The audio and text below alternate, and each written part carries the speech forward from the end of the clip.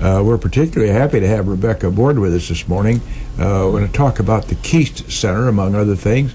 First and foremost, Rebecca, let's visit the history of what became known as the Salvation Army.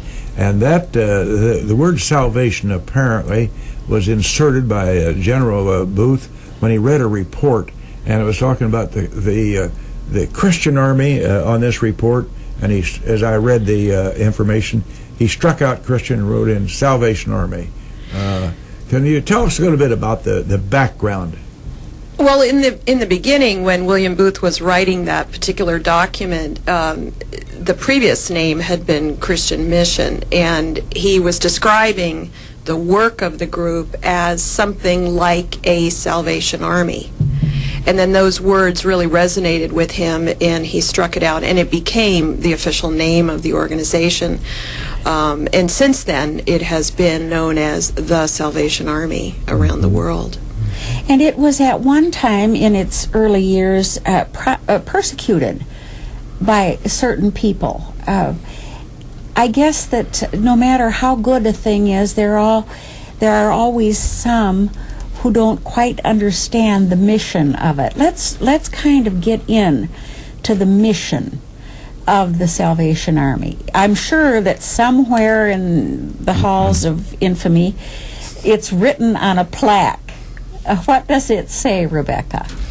Well, one of the main driving forces for the Salvation Army has always been working with the poor and the disadvantaged, and that work began in England in some very poor sections in London, but soon spread to a large part of the country in cities with a large percentage of people either living on the streets or begging, in very, very hard conditions.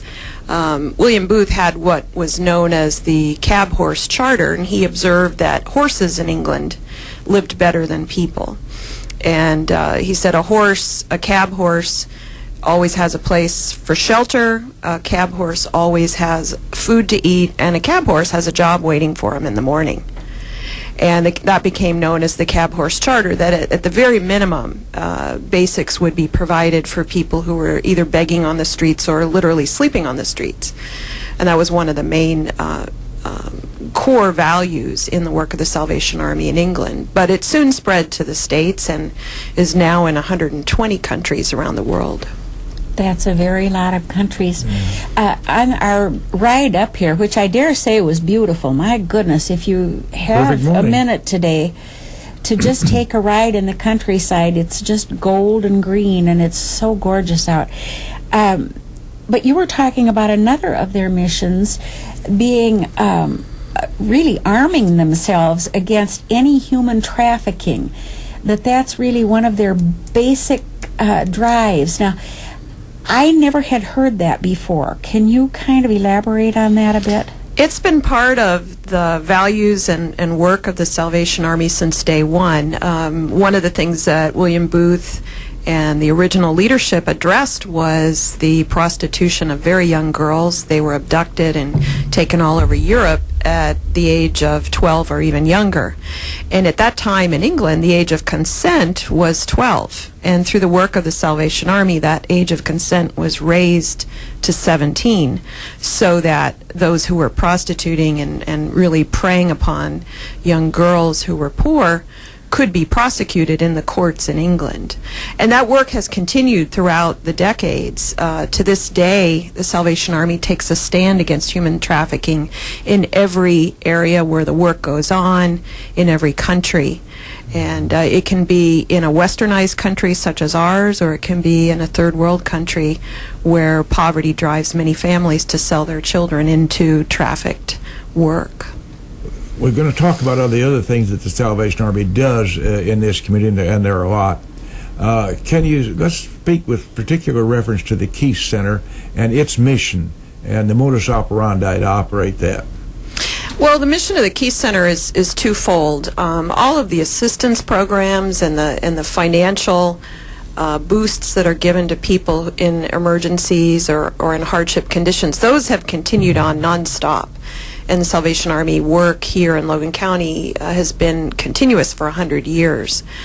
But the Key Center itself was dedicated with an additional mission in 2005, and that was for transitional living for single head of household women with children. And a transitional living program or a residential program is different from an emergency shelter, but it's a way to help single mothers who are struggling financially or perhaps fleeing domestic violence to get a step forward and to make a transition into independent living. And how long then has that particular designation been with the Key Center? Since 2005, the center was dedicated in 2005, right? And before that, really, they didn't have any place to give anyone any shelter. Well, originally the building that existed on the current property was built as a worship center and as an outreach center, but that building burned in 1997, and so for a period of almost 8 years, the Salvation Army was in rented quarters, still providing assistance and social services in Logan County, but without its own home on its own property. And so the Key Center was a twofold mission. It restored a building to that property and allowed that work to continue in unrented facilities, and then also expanded to the transitional living program. I'd like to go a little farther in to this designation. There have been people who have said, well, I don't understand why when people need shelter because they've lost their job, they're maybe coming through and their car has broken down, all these kinds of things, they can't go to the Salvation Army where there's room and stay there. And let's just explore that whole phenomena a little bit. Would you, Rebecca, please? Certainly. There is a lot of confusion in the community and really in many areas of the country about what the different shelters provide. Some shelters are very large and are equipped for separate wings for men and women, and also are equipped to provide facilities for minor children. Our facility is small and only can provide facilities for women and children, and it is women who are parents of those children. And we are not equipped and would not be equipped in a center of our size to have unrelated males in a building with children that are not their own dependents. We have never been chartered to house men on an emergency basis. Additionally, in people's minds often is a single homeless person, maybe a single female or a single male who, through whatever circumstances, needs emergency shelter. Again, that's not our charter. Our charter is heads of household with children to keep children from going into the homeless population and to assist their parents. An emergency shelter, whether it's in a large city such as Springfield or Bloomington, requires an immense amount of payroll cost because it's staffed with multiple personnel 24 hours a day, 7 days a week. And a transitional living facility has more limited staff and less of a payroll expense. If you look at some of the larger shelters that people may have in their minds from the movies or from their own experience in the media, some of those centers have an overhead of $200,000 to $300,000 a year, which is beyond the scope of Logan County to support.